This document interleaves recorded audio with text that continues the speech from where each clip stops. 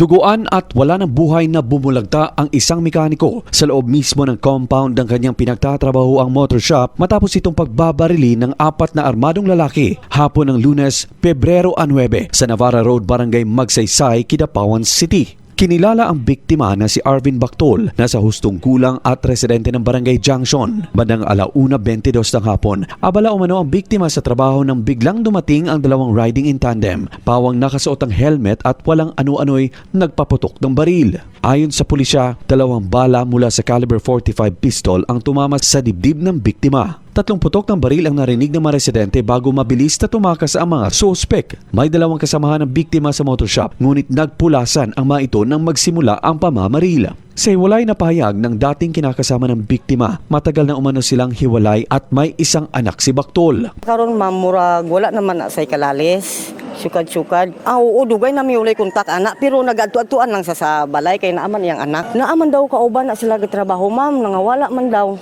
Samantala, kinumpirma ng pulisya na ang biktima ay dati nang nasangkot sa illegal na droga at minsan ang isinailalim sa search warrant operation sa Barangay Junction, 2 taon na ang nakakalipas. Samantala, ibinunyag ni Barangay Kagawad Heidi Flores na 2 buwan pa lamang umanong nag-ooperate ang motor shop na walang alam ang barangay. Sa isinagawang inspeksyon, nadiskubre sa loob ng lugar ang 10 hanggang 15 luma at sirang mga motorsiklo. Sari-saring piyesa na ngayon ay sinisiyasat kung may kaugnayan sa mga nakaw na motorsiklo. Kinuha na ng mga otoridad ang chassis at engine numbers para sa mas malalim na beripikasyon. Hanggang sa ngayon, hindi pa matukoy ang motibo sa pamamaslang habang patuloy ang hot pursuit operation laban sa mga suspek.